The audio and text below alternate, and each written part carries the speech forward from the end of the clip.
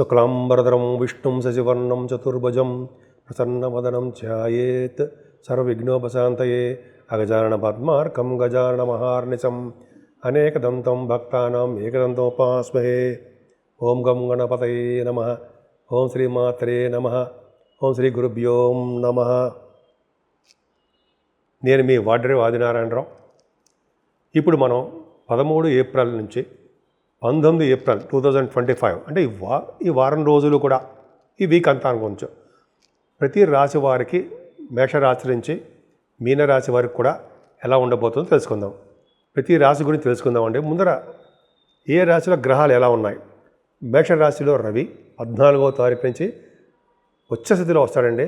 3 డిగ్రీల దగ్గర పరమోచ్చలో ఉంటాడు.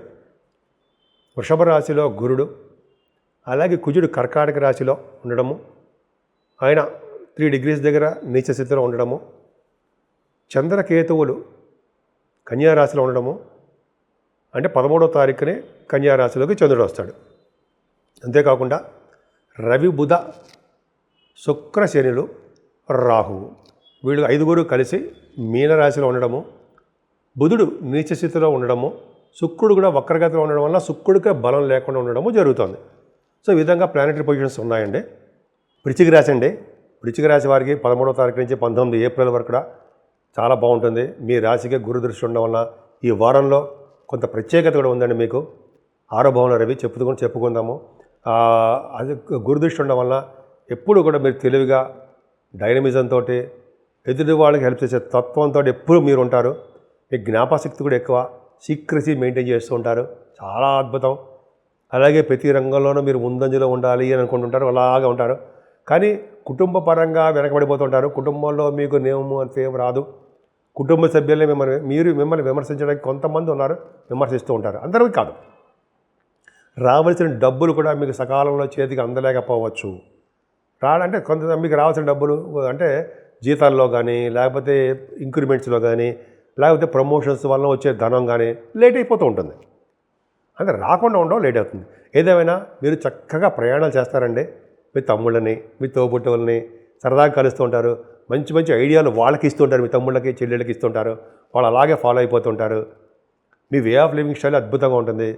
అలాగే మీరు ఏ పని అప్పచెప్పినా, ఏ పనిలో ఉన్నా సరే నిమగ్నమైపోయి కార్యదక్షతతోటి, కార్యదీక్షతతోటి చక్కగా సక్సెస్ చేసేస్తారండి మీరు. ధైర్యం ఎక్కువ, అనురాగం ఎక్కువ, ఆప్యాయత ఎక్కువ. మీ తల్లిగారికి ఆర్థిక పరిస్థితి బాగుంటుంది. విద్యలో చిన్న చిన్న ఆటంకాలు ఎదురైనా మీరు సక్సెస్ చేస్తారు. బాగుంది.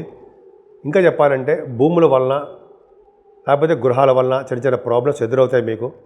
కొద్దిగా జాగ్రత్తగా ఉండండి. అలాగే స్టాక్ మార్కెట్లో కూడా అంత అనుకూలవంతమైన పరిస్థితులు మాత్రం లేవు. నష్టాలు రావడానికి అవకాశాలు ఉన్నాయి. అంతేకాకుండా మీ రాశి వాళ్ళకి పంచమ స్థానంలో రాహుతో కలిసి శని, రవి బుధ శుక్రులు. పంచమ స్థానం రవి బుధుల గురించి చెప్పుకుందామండి. పంచమ స్థానంలో రవి బుధులు ఉంటే మీ జాతకంలో కూడా చూసుకోండి, దీర్ఘాయుష్మంతులైనటువంటి పుత్రులు ఉంటారట ఖచ్చితంగా. అంతేకాకుండా ఒకానొకప్పుడు చెప్పాడు, లక్షాధికారులు అయినటువంటి పుత్ర సంతానం కలుగుతారు. అప్పుడు లక్షలు, ఇప్పుడు కోట్లు అనుకోండి. అలాగా అద్భుతంగా రవి బుధుల కారణం కాంబినేషన్ అదండి. అంతేకాకుండా రవి బుధుల వలన తెలివిగా ఉంటారు, సూక్ష్మ బుద్ధి కలిగి ఉంటారు. ఫైనాన్స్ రంగంలో కూడా ఉండడానికి అవకాశాలు ఎక్కువ. డాక్టర్స్ వృత్తిలో ఉన్న వాళ్ళు కూడా రవి బుధుల కాంబినేషన్ చూస్తాం మనం. ముఖ్యంగా రాహు కూడా చూస్తాం. సో ఈ విధంగా మీకు డాక్టర్స్ వృత్తిలో ఉన్న వాళ్ళు కూడా చాలా బాగుంటుంది. పంచమ స్థానంలో రవి బుధులు. కొంతమందికి స్టాక్ మార్కెట్లో కూడా బాగా రాణింపు ఉంటుంది. బుధ శుక్రులు ఉన్నారు పంచమ స్థానంలో. కళారంగం, మీరు చాలా కళారంగంలో చాలా నేమ్ అండ్ ఫేమ్ మీకు బాగా ఉంటుందండి. కళారంగంలో అభిరుచి ఉంటుంది. ఇప్పటివరకు నాకు వద్దు బాబోయ్, నేను ఉండను, నేను వెళ్ళను అన్నా కూడా మీకు అవకాశాలు వచ్చి తీరుతాయి. కళారంగంలో సంగీతంలోనూ, సాహిత్యంలోనూ, యాక్టింగ్లోనూ, డైరెక్షన్గాను, ప్రొడ్యూసర్గా గాను మీరు ఖచ్చితంగా ఉంటారు. అలాగే తరచూ చర్చలలో పాల్గొంటారు. చర్చలు అంటే మీటింగ్స్, డిస్కషన్స్, వాటిలో మీరు ఉంటారు. అద్భుతం, విజయం సాధిస్తారు. అలాగే సంతానం విషయంలో చిన్న చిన్న ఇబ్బందులు ఎదురవుతాయండి. సర్పశాపం వలన రాహు ఉన్నాడు కదా పంచమంలో, సంతానం దోషం ఉంది, సంతానం పుట్టడానికి అనమాట. అలా కొంతమందికి దేవతానుగ్రహం వలన, దేవుని యొక్క ప్రభావం వలన సంతాన భాగ్యం మీకు ఉంటుంది. పుత్ర సంతాన యోగం కలుగుతారు. పుత్రికా సంతాన యోగం కూడా మీకు అద్భుతంగా ఉందండి. శని శుక్రుల కాంబినేషన్ తెలుసుకుందాం. శని శుక్రుల కాంబినేషన్ చాలా ఉన్నతంగా ఉందండి. మీకు ఉండడం వల్ల ఏమవుతుందంటే రచయితలుగా రాణిస్తారు అని ఖచ్చితంగా ఉందండి. మీ జాతకంలో కూడా చూసుకోండి. శని శుక్రుల కాంబినేషన్ అంటే పంచమ స్థానంలో మరీ విపరీతంగా బ్రహ్మాండంగా ఉంటారు. వాళ్ళు రాజకీయం కూడా చెప్పుకుందామండి. ముఖ్యంగా రచయితలుగా పేరు ప్రఖ్యాతులు తెచ్చుకుంటారు. జనులకు రంజింపజేసేట్టుగా మీరుంటారు. మీరు ఉన్నంతకాలము అంటే మీరు ఎక్కువగా ఉన్నంతకాలం కూడా ధనం మీరు సంపాదించుకుంటూ ఉంటారు దీనివల్ల, ఈ ప్రొఫెషన్ వలన. సో ఈ విధంగా చాలా చెప్పుకుంటున్నప్పుడు చాలా ఉందండి. పంచమ స్థానంలో స్టాక్ మార్కెట్లో కూడా మీకు బాగా రాణిస్తారు, అవకాశాలు ఎక్కువ ఉన్నాయి. అలాగే కొంతమందికి మంత్రి పదవులు, మంత్ర సిద్ధులు కలుగుతూ ఉంటాయి. మాట నేర్పతనం ఎక్కువ. శుభకార్యాలు, ధర్మకార్యాలు, దేవతా కార్యక్రమాలు ఇవన్నీ చేస్తారు మీరు. ఎదుటి వాళ్ళని పోషించే శక్తి మీకు ఉంటుంది. చక్కటి భోజన వసతులు ఉంటాయి. అద్భుతం కదండి. రవి 6వ భావంలో ఉన్నాడు కదండి. 10th హౌస్లో 6వ భావంలో రవి ఉన్నాడంటే అన్ని రంగాల్లోనూ విజయం సాధిస్తూ ఉంటారు మీరు. విదేశాలకు వెళ్ళడానికి స్టాంపింగ్ అవుతూ ఉంటుంది. ధనము, వాహనాలు, ధాన్యము, ఎర్రటి భూములు అవన్నీ మీకు కలిసి వస్తాయని చెప్పచ్చండి. అలాగే రవి చాలా 6వ భావంలో మీకు ప్రభుత్వ రంగ సంస్థల్లో ఉద్యోగాలు చేయడానికి కూడా అవకాశాలు ఉంటాయి. రవి 6వ భావంలో ఉన్నాడు కాబట్టి పొలిటికల్ రంగంలో కూడా మీకు పదవులు రావడానికి అవకాశాలు ఉన్నాయి. 7వ భావంలో గురుడు ఉండడం వల్ల భార్యాభర్తల యొక్క అన్యోన్య దాంపత్య జీవితం అంటే మీకు తెలుసు. అంటే అనురాగము, ఆప్యాయత అనుకుందాము. సింపుల్గా చాలా బాగుంటుంది.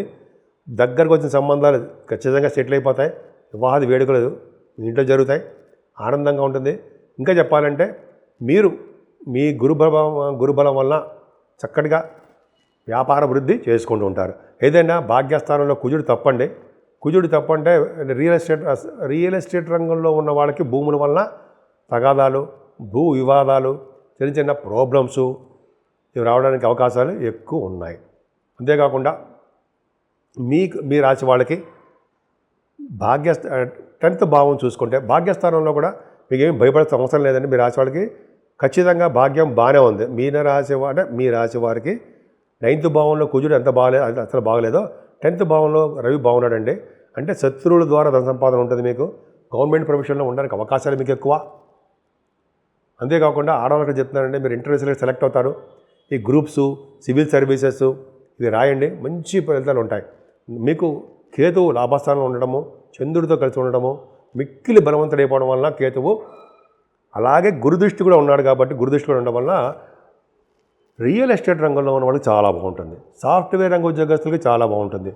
అలాగే ఆటోమొబైల్ ఇండస్ట్రీస్, వల వ్యాపారాలు, ఫార్మా రంగాలు, అలాగే సిమెంట్ పరిశ్రమలు, కోలు ఇవన్నీ చెప్పుకునేటప్పుడు చాలా ఉంటుందండి. అలాగే computer software, hardware, electricity, electronics departments వాళ్ళకి అద్భుతమైన ఫలితాలు, లాభాలు అధికంగా వస్తాయి మీకు. ఈ విధంగా వృశ్చిక రాశి వాళ్ళు చాలా బాగుంది. సుబ్రహ్మణ్యేశ్వర స్వామి ఆరాధన చేసుకోండి. అన్ని రంగాల్లోనూ మీరు ముందంజలో ఉంటారు. ఈ వారం మొత్తం అండి 3 గ్రహాలు అనుకూలవంతమైన పరిస్థితి. 3 గ్రహాలు అంటే మేజర్ గ్రహాలండి. అనుకూలంగా లేకుండా, అనుకూలవంతమైన పరిస్థితులు కలిగించకుండా అన్ని రంగాల్లోనూ అందరికీ కూడా ప్రాబ్లమ్స్ క్రియేట్ చేస్తున్నారు. వాళ్ళు ఎవరయ్యా అంటే కుజుడు నీచ స్థితిలో ఉండడం వలన అన్ని రాశుల వారికి కూడా ఏదో విధంగా ఆయన ప్రాబ్లమ్స్ క్రియేట్ చేస్తున్నాడు. అంటే కొంతమందికి ఏమో సంతానం విషయం ఇవ్వడం విషయంలో ఇబ్బంది కలిగించడం, కొంతమందికి వివాహాలు లేట్ అయిపోతూ ఉండడము, కొంతమందికి ఏమో వివాహాలు అయినా కూడా దాంపత్య జీవితము సరిగ్గా లేకపోవడము, కొంతమందికి అయితే రియల్ ఎస్టేట్ రంగంలో చిన్న ఇబ్బందులు కలిగించడము, భూమి యొక్క తగాదాలు, వివాదాలు, చిన్న ఇబ్బందులు ఇవన్నీ కూడా కుజుడు ప్రభావం వల్ల కలుగుతున్నాయి. ఇంకా శనీశ్వరుడు వలన చాలామందికి అన్ని రాశులు అంటే కొన్ని రాశుల వాళ్ళకి చాలా ఇబ్బంది కలిగిస్తున్నాడండి. మరీ ముఖ్యంగా అంటే ధనుర్రాశి వారికి అష్టమ భావం ఉండడం వలన, అలాగే సింహరాశి వారికి ధనుర్రాశి వాళ్ళకి అర్ధాష్టమి శని అవ్వడం వలన, అలాగే సింహరాశి వారికి ఇలాగ శని ప్రాబ్లమ్స్ చాలా ఉన్నాయండి. అంతేకాకుండా రాహు వలన వచ్చే దోషాలు కూడా చాలా ఉన్నాయి. శనీశ్వరుడు, రాహువు, కుజుడు ఈ మేజర్ గ్రహాల యొక్క పరిహారం చేసుకుంటే సరిపోలా అన్ని రాశుల వాళ్ళు ఏం చేసుకోవాలి? ఏం లేదండి. మొట్టమొదటిగా మనం కుజుడు గురించి చెప్పుకుందాం. సుబ్రహ్మణ్య స్వామి ఆరాధన చేసుకోవడం వలన, సుబ్రహ్మణ్య స్వామి కళ్యాణాలు చేయించుకోవడం వలన, సుబ్రహ్మణ్య స్వామి అష్టోత్తరాలు మన ఇంట్లోనే చేసుకోవడం వలన నిరంతరము ఓం సం శరవణ భవాయ నమః మూల మంత్రం జపించడం. ఓం సం శరవణ భవాయ నమః, ఓం సం శరవణ భవాయ నమః, ఓం సం శరవణ భవాయ నమః మూల మంత్రం జపించడం వలన కుజుడి వలన వచ్చే దోషాలు చాలా మటుకు పరిహారం చేసుకోగలం. అలాగే శనీశ్వరుడికి ఏంటంటే శివుడికి అభిషేకాలు చేయించుకోవాలండి. ఫస్ట్ పాయింట్ శివుడికి అభిషేకాలు చేయించుకోవడము. రెండోది ఏంటంటే వెంకటేశ్వర స్వామి దగ్గర ధ్వజస్తంభం ఉంటాం, లేకపోతే వెంకటేశ్వర స్వామి దగ్గర టెంపుల్స్లో ఒక అఖండమైన దీపారాధన పెద్ద ఒత్తి వేసి నిండా నూనె పోసి దీపారాధన చేయడం వల్ల శనీశ్వరంలో వచ్చే దోషాలు పరిహారం తీరుతాయంటే సందేహం లేదు. అంతేకాకుండా ఆంజనేయ స్వామి ఆరాధన, అప్పాలు నైవేద్యాలు చేసుకోవడం వల్ల, అలాగే అమ్మవారి యొక్క ఆరాధన, అమ్మవారి యొక్క చండీ హోమాలు, కుంకుమ పూజలు ఇలాగా చేయించుకోవడం వల్ల అమ్మవారి చేయించుకోవడం వల్ల మనకి శని వలన, రాహు వలన, కుజదోషం వలన వచ్చే దోషాలు హరించమంటారా, పోవంటారా, తక్కువగా ఉండమంటారా, అసలు లేకుండా ఉంటాయంటారా? ఎంత బాగుందండి, అవునా? నిజంగా అంతే. సో మనం దేవుడి యొక్క ప్రభావం ఉండాలి. దైవ దర్శనాలు చేసుకుందాం. అన్నిటికంటే ముఖ్యమైనది ఎటువంటి కష్టాలు వచ్చినా, ఎటువంటి నష్టాలు వచ్చినా, ఎటువంటి సుఖదుఖాలైనా మనల్ని వెన్నంటి కాపాడి మనకి ఎటువంటి కష్టాలు వచ్చినా ముందు ఉండే భగవంతుడు ఒక్క శ్రీరామచంద్రుడే. ఆ శ్రీరామచంద్రుడు నిరంతరం రామా రామా రామా అనుకుంటే మనకి అన్ని కష్టాలు తొలగమంటారా? మీరే ఆలోచించండి.